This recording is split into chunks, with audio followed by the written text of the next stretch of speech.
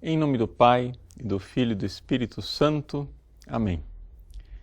Inspirai, ó Senhor, as nossas ações e ajudai-nos a realizá-las, para que em vós comece e para vós termine tudo aquilo que fizermos. Por Cristo, Senhor nosso. Amém. Santa Maria, Mãe de Deus, rogai por nós. Em nome do Pai, e do Filho e do Espírito Santo. Amém. Muito bem, boa noite. Uma alegria estar aqui com vocês nessa noite e falar de um tema tão importante para a nossa vida espiritual, que é a família. Nós, na semana passada, no nosso programa ao vivo, nós falamos da vida religiosa, neste ano que o Papa Francisco consagrou, não é, a vida religiosa. E, claro, seguindo a tradição da Igreja, nós colocamos que a vida religiosa, ou seja, o estado de perfeição que segue os votos de pobreza, obediência e castidade, é um caminho eminente para alcançar a santidade. Mas aí é evidente, vem aí a reação, a pessoa diz, mas padre, eu não tenho vocação para a vida religiosa, quer dizer que então como vivo a santidade? Então vamos complementar no programa de hoje falando da família e da santidade. Ou seja, como é que eu posso alcançar a perfeição cristã no estado de vida que é ser família, ser casado no matrimônio, tá bom? Então vamos primeiro começar definindo as coisas. Se nós queremos falar de família e santidade, nós temos que primeiro entender o que é família. Bom, a primeira coisa que nós precisamos constatar é que não existe família no mundo animal. Não é? Ou seja, quando a gente fala de família no mundo animal, nós estamos falando de família simplesmente enquanto uma analogia muito distante daquilo que é o ser humano. Por quê? Porque quando um animal se une sexualmente ao outro, macho e fêmea, e os dois procriam, ali não se dá a realidade que existe na família, ou seja, uma aliança, um vínculo. Então, quando o marido, né, o homem, marido, se une em aliança de amor com a mulher, e os dois, né, nessa doação mútua,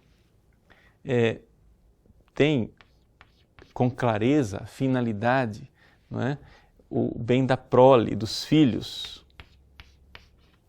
a educação dos filhos e ali também o bem mútuo entre eles, né? Ou seja, em que eles, os dois, se fazem o bem um ao outro, né?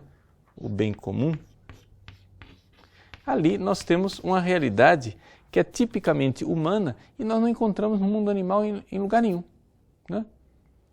Assim, para fazer um exemplo óbvio. Quando um macho, não é, cruza com uma fêmea, a prole que dali nasce, os filhotes que nascem dali, não são família para eles. Tanto que, se por acaso uma fêmea ali que acabou de nascer ficar no cio, o pai, ou seja, o macho que deu origem a ela, não irá olhar para ela como filha. Não é? Então, não existe entre os animais esse tipo de relacionamento familiar. Ou seja, o que faz a família são as relações entre as pessoas. O marido com a fidelidade à mulher, a mulher com a fidelidade ao marido, os filhos que não são objeto de desejo sexual de forma alguma, mas o relacionamento entre os pais e os filhos é de educação, de transmissão de valores, etc. Os irmãos entre si não se olham como objeto de desejo sexual, mas muito pelo contrário, como afeto, fraternidade que se unem. Veja, a gente pode passar um tempão descrevendo a família humana e constatar com muita clareza que isso não existe no mundo animal. Ora, desta constatação óbvia, o que é que o pessoal revolucionário deduz? A família é uma invenção. Ou seja, que a nossa cultura inventou a família. E que, portanto, nós podemos desinventar. Se alguém construiu uma família, a gente pode desconstruir. Então, é o que nós estamos vivendo hoje em dia na nossa sociedade, não é? É esta sanha, essa vontade tremenda de sociólogos, de militantes, não é? De destruir a família. Destruir a família como uma instituição ultrapassada, uma instituição que não tem nada a ver porque ela foi inventada, precisamos desinventá-la. O que acontece é o seguinte, é que essas pessoas não olham para o fato que o ser humano não é como os animais. O ser humano, ele tem anseios, necessidades que os animais não têm. Por quê? Porque nós temos alma, ou seja, esta realidade aqui é uma realidade, vejam, não estou falando nem de cristianismo, estou falando a partir de uma análise racional, filosófica, qualquer ser humano consegue enxergar. Isso é uma realidade espiritual.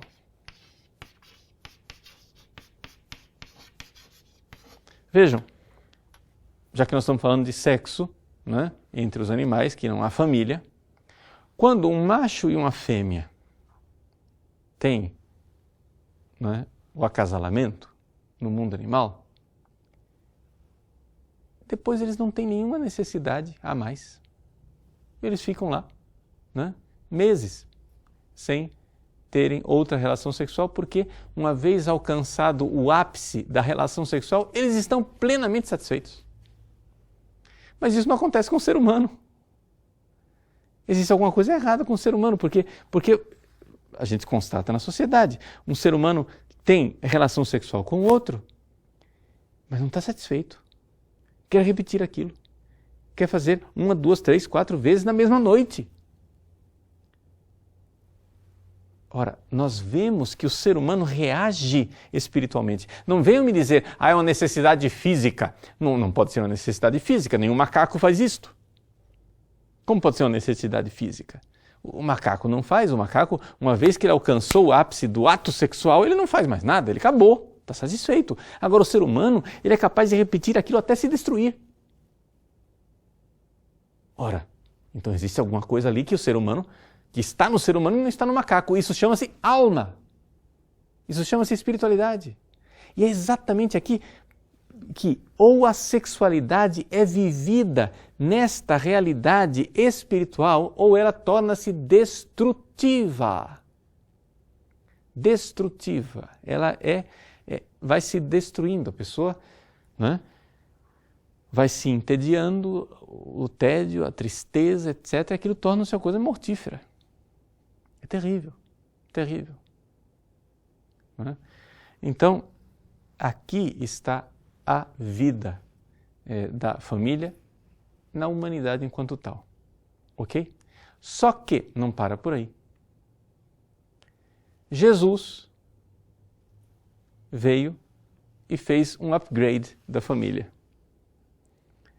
Transformou a família em sacramento. A família que já era uma realidade espiritual por si mesma, Jesus a transformou em sacramento. Por quê?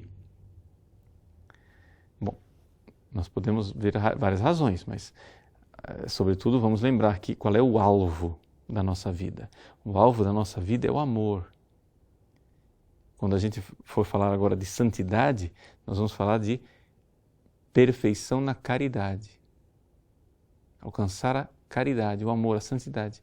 Veja, quando você olha para a família real, no mundo real, onde os seres humanos marcados pelo pecado original vivem a família, se as pessoas não procurarem a virtude, a família tende a ser um tormento. Tende a ser um inferno. Me desculpe, mas a quantidade de ciúmes, violências, né, estupros até, injustiças, ódio, rancor, ressentimento que existe dentro da família é um negócio maluco. Você olhe para a situação, as pessoas que não procuram a virtude, ou seja, que vivem a família, mas querem viver como bicho, como animal, veja que aquilo se torna um verdadeiro inferno. A família não tem nada de paraíso, a família se torna um inferno. Então você vê claramente que o ser humano, como Deus o pensou, seria assim. Mas do jeito que está, com o pecado original, com a tendência egoísta em nós e com as pessoas desprezando a virtude, do jeito que estão desprezando, a família vai se tornando realmente um tormento. Um verdadeiro tormento. Então Jesus faz um upgrade e transforma esta realidade, que já é em si mesmo espiritual, ele transforma em sacramento. Agora, o que é o sacramento? Um sacramento é um sinal visível de um relacionamento invisível com Deus, uma coisa com Deus. São Paulo fala aos Efésios, capítulo 5, versículo 32.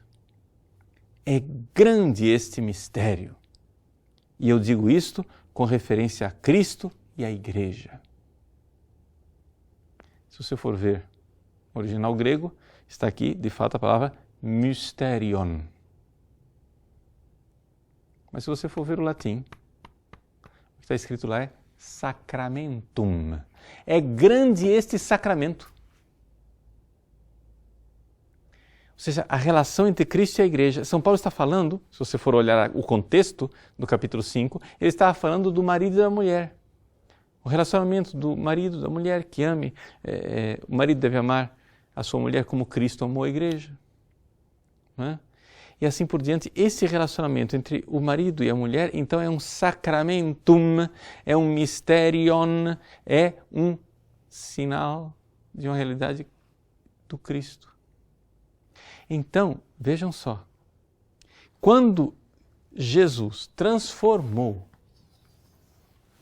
o matrimônio natural em sacramento, isso quer dizer que no ambiente de família, eu tenho ali um caminho de santidade. Eu tenho uma graça que me leva para a santidade. Vamos deixar um pouco a família aqui de lado, vamos passar para uma outra coisa. Vamos olhar para a santidade. Né? Nós falamos que queríamos analisar primeiro o que é família, agora vamos analisar o que é santidade. Bom, nós já vimos na semana passada no nosso programa, mas para quem não estava presente, então vamos esclarecer mais ainda. A santidade não tem nada a ver com moralismo. Quando as pessoas falam de santidade, para a maior parte das pessoas é uma questão de mandamentos. A santidade é mais do que isso. A santidade é a perfeição na caridade, no amor a Deus. Então a palavra caridade descreve uma forma especial de amor, onde eu amo quem que eu posso amar? Os três objetos que eu posso amar. Eu posso amar Deus, eu posso amar a mim mesmo e eu posso amar ao próximo. Mas, se eu fizer isto, somente, se eu parar aqui a descrição, isso ainda não é caridade. Isso é simplesmente amor. O homem natural, com as suas próprias forças, ele pode amar Deus como Criador, não é? Tantos filósofos antigos eram capazes de amar o Criador, sei lá, que tipo de princípio, que Deus que eles adoravam. O homem natural ele é capaz disso. O homem natural é capaz de amar a si mesmo, o homem natural é capaz de amar o outro. Mas a caridade cristã, a caridade que brota do amor de Deus, tem um diferencial. É que eu amo estas realidades, né? Tudo isso daqui, por Deus. Aqui é que está a diferença.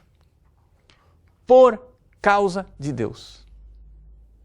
Eu amo Deus por causa de Deus. Eu posso amar Deus por minha causa. Nossa, como Deus é bom, Ele fez tanta coisa boa para mim. Né? Mas eu posso amar Deus por causa dEle, por causa daquilo que Ele é. Quando a gente reza o Glória, a gente diz assim, né? laudamos, te benedicemos, te adoramos, te glorificamos, te... Por que a gente faz tudo isso com Deus? Porque Ele fez alguma coisa conosco? Não. Propter magnam gloriam tuam. Por causa da vossa imensa glória. Por causa da glória de Deus, simplesmente. Por causa de Deus. Eu me amo também, mas o verdadeiro amor é quando eu me amo por causa de Deus. Ele me fez. Portanto, Ele me fez, Ele morreu por mim na cruz. Então eu me tornei amável. Eu não sou amável por causa de alguma qualidade minha, de uma virtude que eu tenho, não. Eu sou amável por causa dele, porque ele está na raiz de mim mesmo. Ele é o interior intimo meo, diz Santo Agostinho. Não é aquele que está mais dentro, mais íntimo a mim mesmo. E terceiro, eu posso amar o outro por causa de Deus. E aqui, vejam só, aqui é que está o caminho de santidade que nós vemos na família. Quando eu amo o outro por causa de Deus.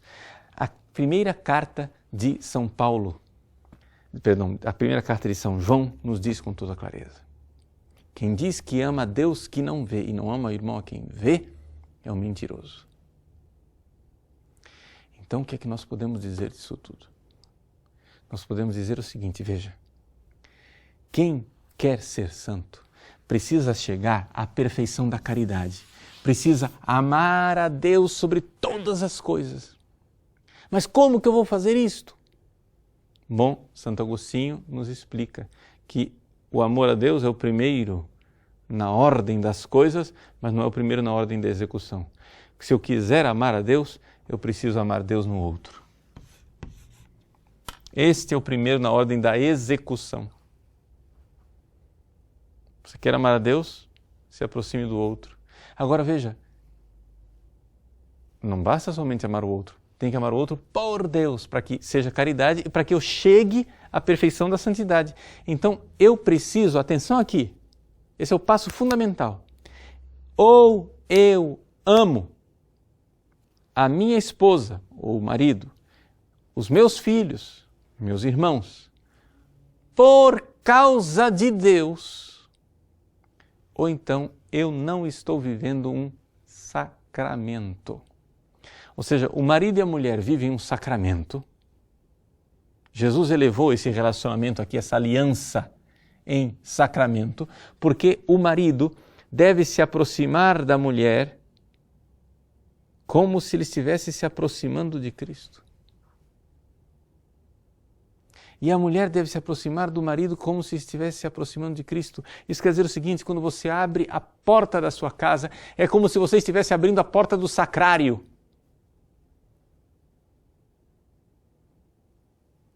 Como você vai agir quando você abre a porta do sacrário? Você vai xingar? Você vai estar emburrado? Você vai guardar mágoa? Não. Você precisa se aproximar da sua esposa, do seu marido, como se você fosse comungar. Aí você está vivendo um sacramento. Ali é o sacramento. Você vai dizer, padre, mas isso é muito difícil. Você tem a graça para isso. Você está entendendo? Vejam, os antigos têm um conceito meio estranho de sacramento amarrado. O que é sacramento amarrado? É o seguinte, você foi lá batizado quando você tinha meses de idade, né? Eu fui batizado no dia 11 de fevereiro. Daqui a pouco vai ser aniversário do meu batismo, né, com a graça de Deus. Então, nasci em novembro, dezembro, janeiro, fevereiro. 3 meses de nascido, eu fui batizado, né? Muito bem. Fui batizado. Acontece que aquele batismo que produziu alguns efeitos, né? Me perdoou, me livrou do pecado original, me fez filho de Deus, etc, etc. Mas o efeito mesmo que aquele batismo poderia produzir em mim só se viu quando eu, já mais tarde, adolescente, resolvi tomar posse do meu batismo. Como? Num processo de conversão verdadeiro. Não é?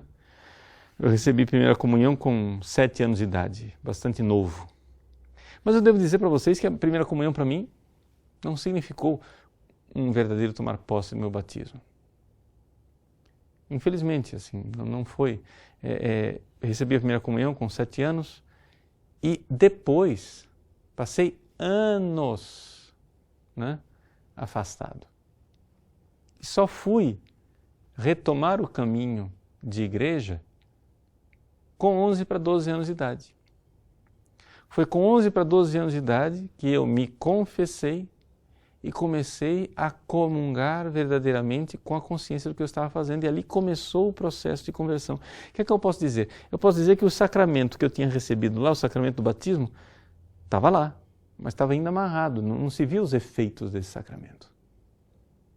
Foi somente quando eu tomei posse disso. Não, eu quero ser um batizado, eu quero ser de Cristo, eu quero ser de Deus. Aí assim as coisas começaram a caminhar, se desamarrou. É como se você ganhasse um presente, num pacote, no embrulho, esse presente está lá, você larga o presente dentro do guarda-roupa. E aí fulano, gostou do presente? Ah, não abri ainda. E você guarda o seu batismo durante anos lá embrulhado. O sacramento amarrado. Né? Você precisa abrir a caixa. Ou seja, você recebeu o sacramento do matrimônio, mas não se vê o efeito. Mas por que não se vê o efeito? Porque você não está vivendo o matrimônio como um caminho de santificação. E o que é esse caminho de santificação? Vamos tentar esclarecer mais ainda para as coisas se tornarem práticas.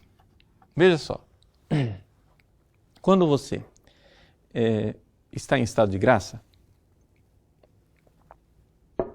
então estamos supondo aqui o seguinte: você acabou de ser batizado, ou então você se confessou.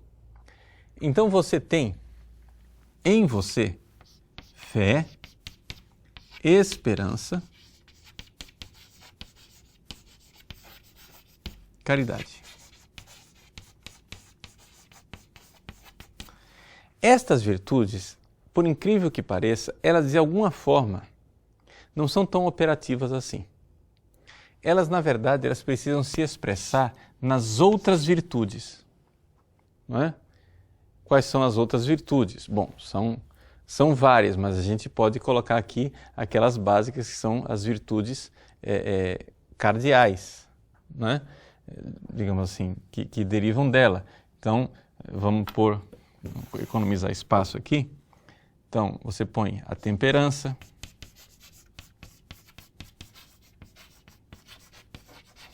devia ter começado com a prudência, mas tudo bem.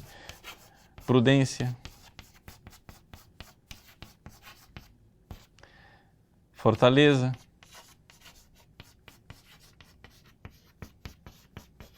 e a justiça. Muito bem. Essas são as virtudes. Estas virtudes aqui é que vão operar, na verdade. Não é? Elas vão crescendo. Veja só, quando você está num caminho de santidade, o que é que vai acontecer? Acontece que a sua fé, ela vai, digamos assim, colar, né? Grudar a sua alma com a humanidade de Cristo. Quando você, por exemplo, recebe a comunhão, recebe com fé, então você realmente vê o Cristo ali. E você está intimamente unido a Ele. Mas também quando você não recebe a comunhão, você está unido a Ele. A fé, ela faz isso. Isso significa que em você surge uma pressa de amar Deus. É a esperança. Né? Essa pressa, essa realidade que você quer tomar a vida espiritual, a vida de santidade de assalto. Entendeu? Você diz, não, agora eu vou amar a Deus. E aí a caridade, o amor vai frutificando e acontecendo nas várias coisas. Isto daqui, esta união profunda com Cristo que acontece nessas virtudes, é que torna possível que o matrimônio seja um projeto de santidade e de amor. Por quê? Porque eu vou e vejo o Cristo, eu tenho fé, eu tenho um olhar sobrenatural e eu vejo o Cristo na minha esposa. E por isso assim eu tenho pressa de amar o Cristo e de me entregar. Maridos, amai vossas esposas como Cristo amou a igreja. Você vai ter pressa de se entregar por ela. E aí acontece a caridade. Mas como é que isso vai acontecer na prática? Você vai temperança, por exemplo. Você vai ver outras mulheres na rua, você vai baixar os olhos e vai dizer, eu quero ver o Cristo na minha esposa. Eu não quero ser levado para longe desse Cristo. Você vai na prudência, não é? Onde você... O que é a prudência? Essa virtude que põe um foco na sua vida. Não é? É a virtude que diz, eu vou para o céu, eu quero ser santo. Não é lá que eu quero ir. A fortaleza, onde você está disposto a derramar o sangue, a defender, porque é o Cristo que está lá. A justiça, em que você vê que você se entregou à sua esposa e ela tem um direito, é justo. É justo. A justiça é dar a cada um o que é seu. E você agora não se pertence mais, você é dela. Mas tudo isso, vivido humanamente é uma coisa, vivido com Cristo, por causa de Deus, e com as virtudes, essas virtudes aqui vão sendo também, tem as virtudes humanas, mas tem as virtudes infusas, que na verdade vão crescendo e vão sendo infundidas, não é? No nosso coração por Deus, isso vai nos levando por um caminho de santidade. Então, vejam que a vida de família ela não é incompatível com a vida de santidade, é exatamente o contrário. Quando Cristo fez do matrimônio um sacramento, Ele estava colocando ali a graça para que nós pudéssemos viver a vida de santidade exatamente dentro da família. Mas por que Jesus fez isso? Não é? Ora, Ele fez isso, e isso aqui é que é interessante nós notarmos, porque é que Jesus... Primeiro, eu quero que você note aqui uma coisa, que isso é um projeto social extraordinário. Todo mundo faz projeto social hoje em dia, né? Ora, este projeto social do Cristo é uma verdadeira revolução social.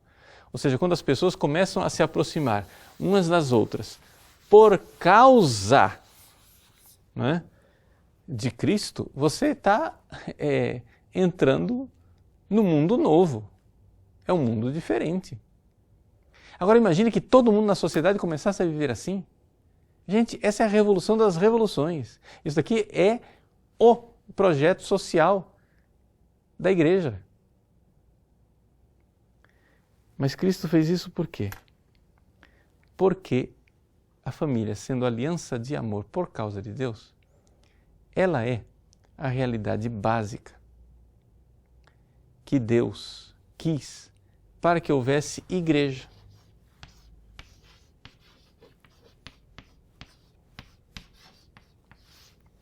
Vejam que a igreja, se ela não nos coloca uns com os outros num relacionamento de família, tem alguma coisa errada no nosso jeito de viver a igreja. Tá? Por quê? Porque aí a coisa virou empresa. Eu falava isso na semana passada, quando eu me referi a institutos de vida consagrada, onde congregações viram empresas, quando na verdade deveriam ser famílias. Mas também a igreja, também a vida de paróquia. Não é? Vejam, a nossa situação aqui no Brasil, a falta de sacerdotes, não é?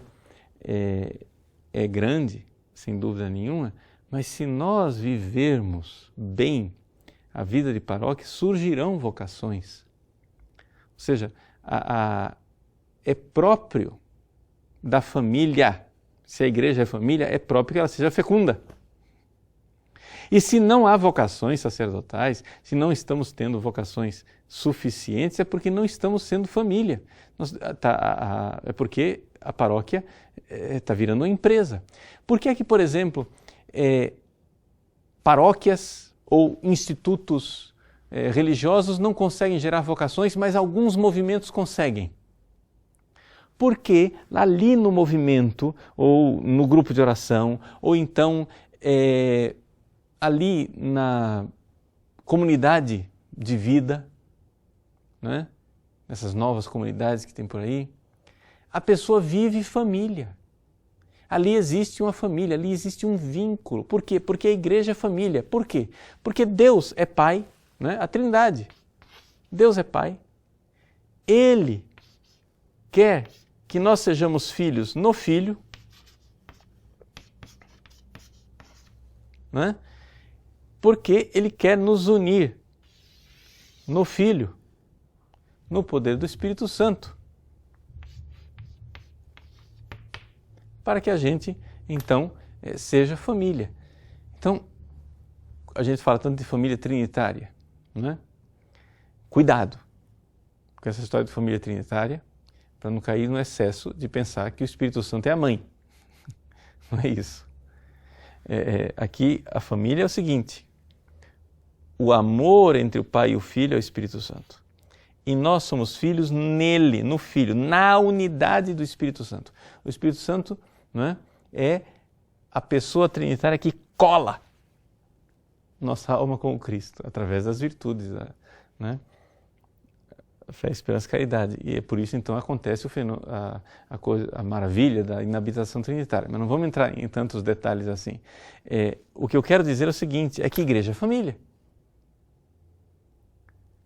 Igreja é família. Por quê? Porque nós seremos família no céu. E é por isso que o demônio odeia a família. O demônio odeia a família porque a Trindade é família. Não é?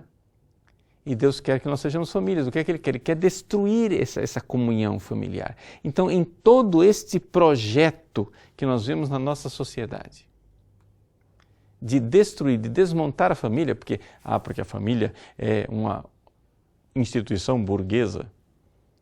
Na verdade, o que se está fazendo aqui é criando exatamente a rivalidade. Veja, quando a nossa sociedade, do jeito que ela é uma sociedade com mentalidade marxista, não é? Mentalidade marxista. Ou seja, é tese que se contrapõe à antítese, né? Aí eles supõem que desse negócio aqui vai surgir uma coisa superior, que é a síntese, né? A supra-assunção da síntese. Tudo bem. Nome bonito. Uma coisa bonita, simplesmente para dizer o seguinte: guerra. A instalação da guerra é a luta de classes. É todos contra todos. É a destruição da família. Mas é evidente que só pode ser a destruição da família. Não é? Porque é o contrário da comunhão, é o contrário, né? Isso aqui é a trindade satânica, isso aqui, né?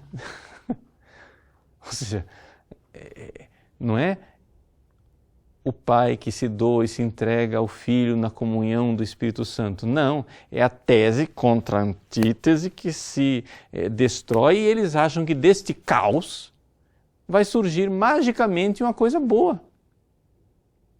Isso aqui é a fé marxista, hegeliana, é um negócio absurdo. Quer dizer, eles destroem e acham que das cinzas, do caos que eles criaram, vai surgir uma coisa linda. Então, por exemplo, eles vão fazendo o quê?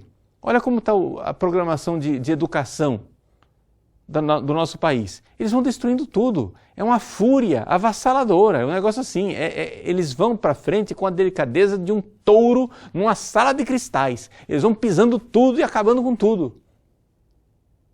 Acabando com qualquer conceito de família. Então vale tudo. Aí o desmonte começa com o divórcio. Aí depois que aceitaram o divórcio, agora o casamento precisa ser banalizado. Então, uniões estáveis, pronto, já está valendo. Aí daqui a pouco, divórcio eletrônico, não tem problema. Aí você cria a delegacia da mulher. Para quê? Para tornar com que a família, tudo na família agora, se resolve não no amor, na caridade do Cristo, se resolve agora em BO. Vamos lá, faz um BO. Vocês veem, a coisa é destruidora. Depois, como os jovens imitavam a fidelidade dos pais num namoro fiel, já não dá mais. A amizade, agora o namoro é ficar. A gente fica, é um relacionamento aberto, entendeu? Então as coisas vão se destruindo. Vão se destruindo. E é evidente que isso daqui é um caminho que não leva ao amor. Não é? Se o caminho da santidade é o progresso do amor, é evidente que isso daqui é o progresso da destruição. Não é? Então, você compreende que ou nós salvamos a família, ou nós não seremos salvos. A família é o lugar da santificação para todos nós. Então, vamos agora fazer um pequeno intervalo para que você tenha a oportunidade de fazer as suas perguntas e a gente volta já para tentar colocar a luz de Deus nessa realidade tão bonita que é a família que cada um de nós vive. Muito bem, voltamos um pouco para trocar algumas ideias, né? E responder as perguntas de vocês. Tem a pergunta de uma senhorita que diz assim: Padre Paulo, tenho 25 anos, sou solteira, nunca quis ser mãe, não penso em constituir uma família, acho que casamento é sinônimo de, suponho que ela digitou errado, infelicidade. Vivemos hoje num mundo de tantas traições e brigas, prefiro ser independente, morar sozinha, conquistar a minha estabilidade. Estou errada em pensar dessa forma? Minha filha, com muito amor eu digo, sim, você está completamente errada. Deixa eu lhe dizer por que você está completamente errada. Porque a nossa felicidade está em amar. Ou seja, nós já somos amados. Aqui que está a coisa. Nós somos amados por Deus. Deus nos ama. Esse é o número 1. Deus nos ama com um amor infinito. Se você não tem esse número 1, então você precisa primeiro mergulhar nele. Você já é amada.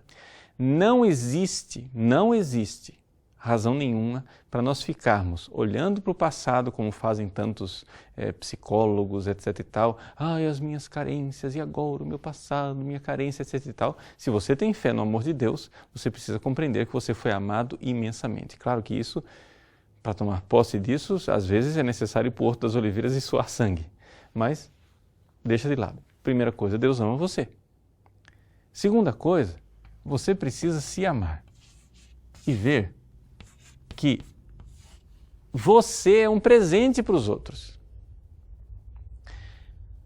Então, você chega e diz, não, mas eu não quero que ninguém me atrapalhe. Mas minha irmã, você foi colocada nesse mundo porque você é um presente para as outras pessoas, para que então você ame o outro.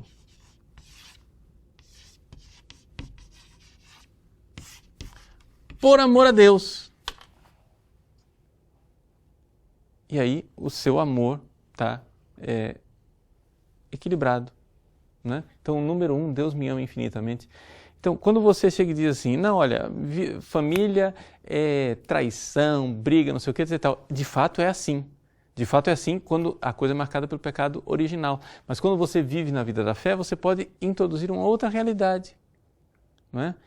Por quê? Porque não pense que você sozinha vive o amor.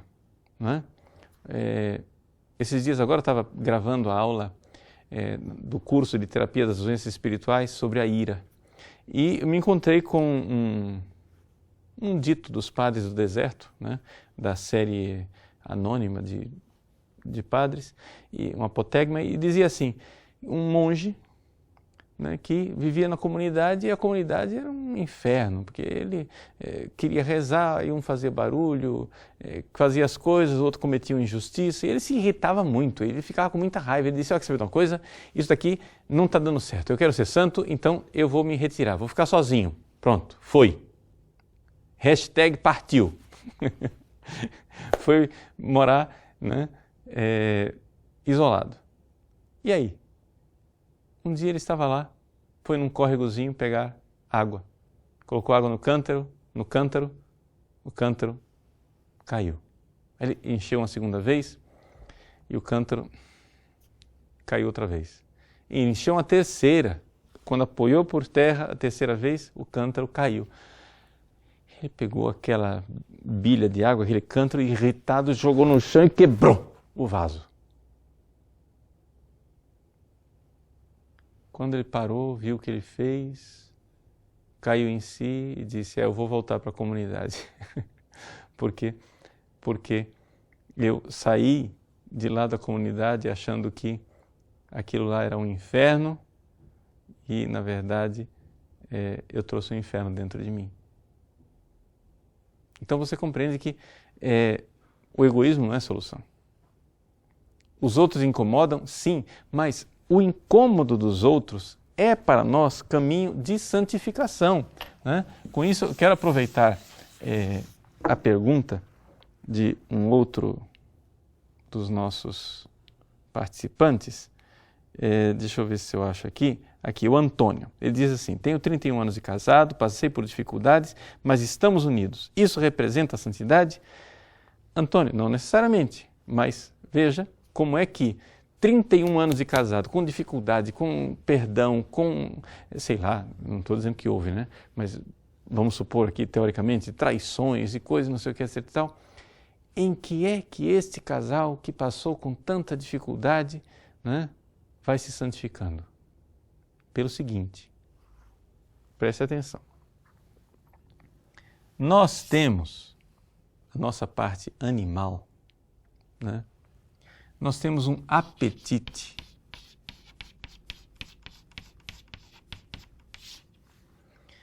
que, quando as coisas são fáceis, né, o animal ele vai lá e sacia o apetite dele. Ou seja, ele está com sede, bebe, está com fome, come, quer ter relações sexuais, ele tem, né? Ele acasala, pronto, acabou. Para o animal, os instintos é que guiam ele. Portanto, existe aqui, né, o que a gente chama de o concupiscível, né? Vamos pôr a palavra, não é exata, mas vamos pôr a palavra desejo. Além desse apetite do desejo, existem as contrariedades. O animal quer comer, mas tem um outro comendo a comida dele. Ele quer ter relações sexuais, mas tem um outro macho mais potente do que ele, né, com o qual ele não quer brigar, que já está lá. Então, ele vai e fica contrariado. Quando ele fica contrariado, quando o animal fica contrariado, surge uma coisa chamada ira. Ok? Ora, isto aqui é o nosso apetite animal. Nós, ao contrário, que somos seres humanos, não temos somente isso. Isso aqui nós temos também. Somos iguaizinhos aos animais nisso. Iguaizinhos mais ou menos, né? Porque tem a alma no meio, então não é tão igual. Mas somos mais ou menos como os animais nisso. Mas nós temos aqui do outro lado uma coisa que é o amor. O amor, ele tem uma característica diferente disso. Por quê? Porque ele é livre. Eu sou capaz de me contrariar. Enquanto o animal ele é contrariado, eu me contrario com o amor. Agora, para eu viver a santidade, eu preciso pegar esse animalzinho aqui, que está em mim, que sou eu, né? Que faz parte de mim, porque Deus me fez corpo e alma. Esses apetites irracionais que estão aqui, eles precisam ser, né, docilmente canalizados, etc, etc. Mas essa coisa nem sempre é muito fácil. Então vejam quais são as duas grandes tentações, as duas grandes tragédias da família. Onde é que está? As duas grandes tragédias da família, quando o desejo fica desencadeado, é a tentação contra a castidade. E a outra grande tragédia da família, quando eu estou sendo tentado, é a tentação contra a paciência. Se você for olhar nos autores espirituais, você vai notar o seguinte, que quando alguém quer crescer no amor, ele vai se purificando, vai tentando, etc. e tal, na hora que ele está pronto para dar um passo a mais, né? Para crescer espiritualmente, para, vamos usar a linguagem de São João da Cruz, né? Entrar na noite escura dos sentidos, ou seja, essa purificação passiva em que Deus vai purificando o meu amor, as duas tentações mais recorrentes na vida da pessoa que busca a Deus são essas aqui, a castidade e a paciência. Por quê? Porque são os dois apetites que precisam ser purificados. É isto daqui, é a purificação disto que, segundo São João da Cruz, né, vai fazer a noite escura dos sentidos, a purificação dos sentidos.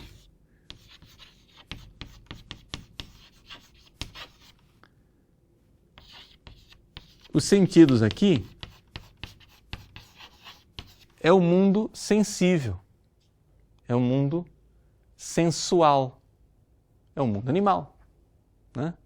Ora, o mundo animal, eu tenho dentro de mim esse animalzinho que quer saciar seus desejos e que quer superar as dificuldades, a ira, a raiva.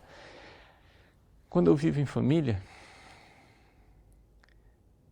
eu tenho que purificar isso daqui. Então, a luta, a tentação contra a castidade vai fazendo com que eu purifique o meu apetite concupiscível. Então, por amor a Cristo, eu vou ser fiel à minha esposa. E então você vai e dá um passo. Agora, atenção. Aqui uma coisa importante, aqui é uma coisa bem prática. Desculpa que eu não estou respondendo as perguntas, mas é que peguei esse negócio aqui e eu quero explicar agora. Agora vocês vão ter paciência. É o seguinte, estes atos de virtude, castidade e paciência, que são as dificuldades do dia a dia, esses atos de virtude, eles nos fazem, se você fizer atos de virtude realmente intensos de castidade e de paciência, você vai crescer na caridade. Mas precisa ser intenso. Por quê? Porque atos laxos, remissos, não vão fazer você crescer. Deixa eu explicar como. O que é um ato laxo, remisso? Deixa eu explicar. É um ato onde você não está exercendo um ato de virtude na proporção daquilo que é o seu crescimento. Entendeu? Fazendo uma comparação. Quando você faz academia, né, você tem um músculo ridículo, como o do Padre Paulo Ricardo, né?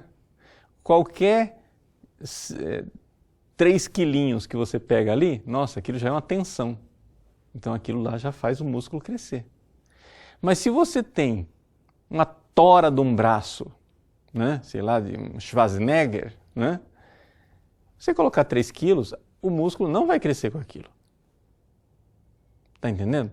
Para que haja um crescimento na caridade, tem que haver uma tensão onde o ato de virtude não é remisso. Você tem um bruta do músculo, cara, você fica aí levantando 3 quilinhos, não adianta nada.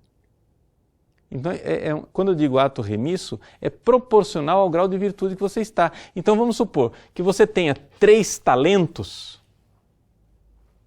né? Você já se desenvolveu, já cresceu espiritualmente e chegou a ter 3 talentos no campo da castidade,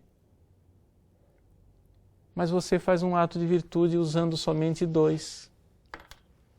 Você vai crescer? Não. Isso é um ato remisso. Você não vai crescer espiritualmente. Então vamos supor, você acabou de se converter, não é? Você acabou de se converter. E aí você está lá olhando a internet, etc e tal, vem a vontade de acessar pornografia, não sei o quê, etc. E você diz, não vou, não vejo pornografia. Para você que acabou de se converter, né, que está ainda desenvolvendo seus talentos, nossa, já foi um ato bom. Mas você já está convertido há 10 anos. Você já chegou a um certo nível de castidade. E você começa, está lá na internet, está num site, sei lá, de notícias, mas está lá a bendita da propaganda. Você dá uma olhadela assim do lado, menina mal vestida, não está nua, mas... Aí você começa a dizer, não, mas ainda não é pecado mortal, não estou vendo pornografia, não é pornografia. Então você já começa a negociar, eu só dei uma olhadinha, deixa eu dar uma olhadinha outra vez. Aí você vai dizendo, não, mas é um pecadinho de nada, as meninas se vestem na praia desse jeito, o que é o problema?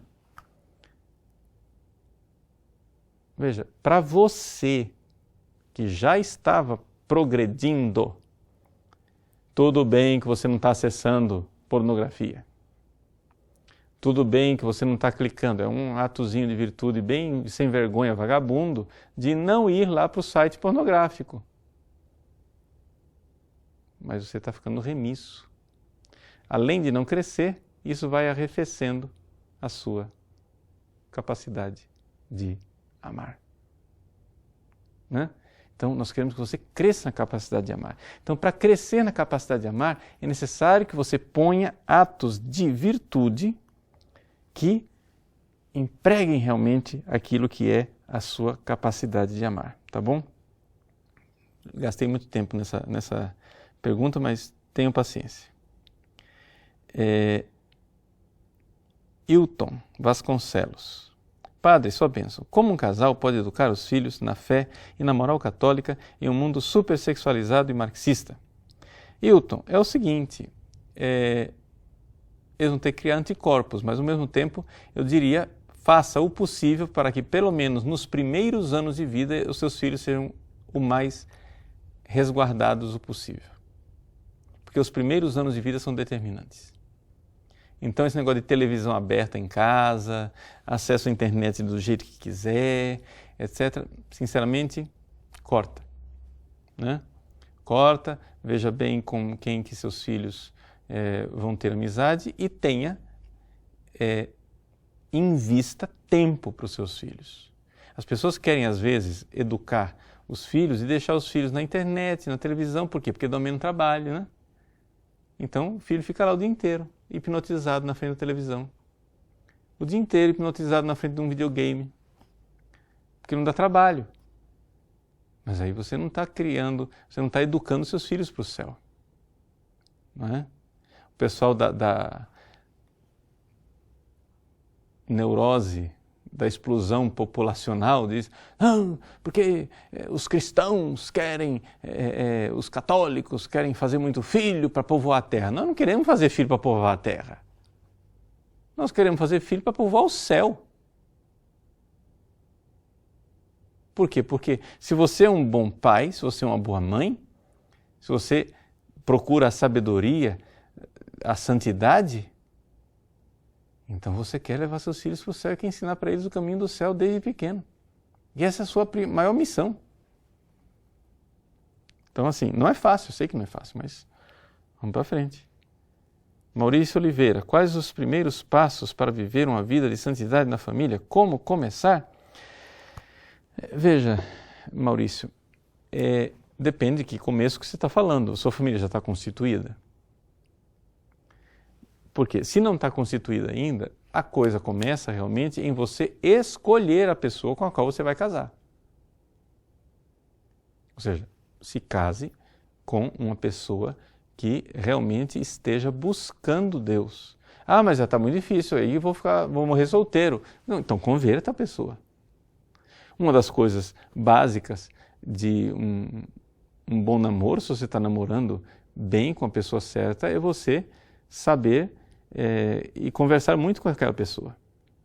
Se você gosta muito de conversar com essa pessoa, você vai então conversando e vai levando ela para os seus valores e para aquilo que você mais ama, que é Deus. E ela vai se convertendo. Se não se converter, é sinal de que não é a pessoa para você casar com ela. Né? Se você diz assim, padre, mas não adianta, aqui o senhor chegou tarde, já casei, e agora, o que eu faço? Né?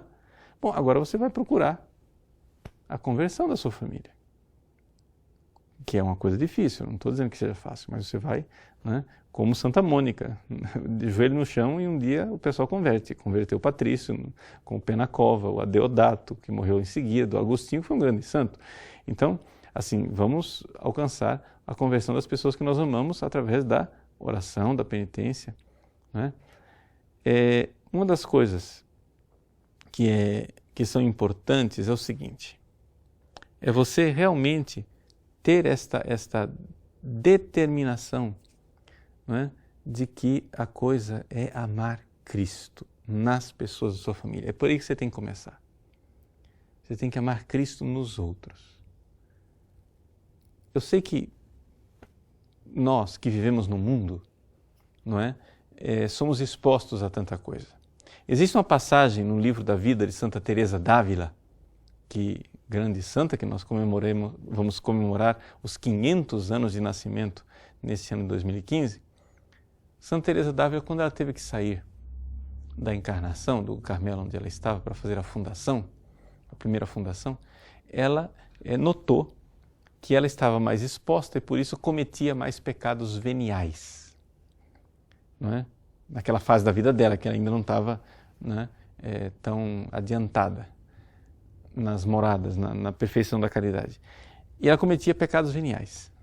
Mas ela notou que apesar daqueles pequenos pecados veniais, as dificuldades, as provações da paciência que ela tinha que sofrer do dia a dia, faziam aumentar a caridade, faziam aumentar o amor por Deus.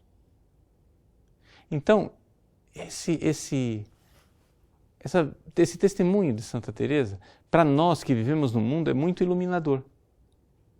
Nós estamos expostos a mais coisas, não é? Do que uma pessoa que está vivendo uma vida contemplativa.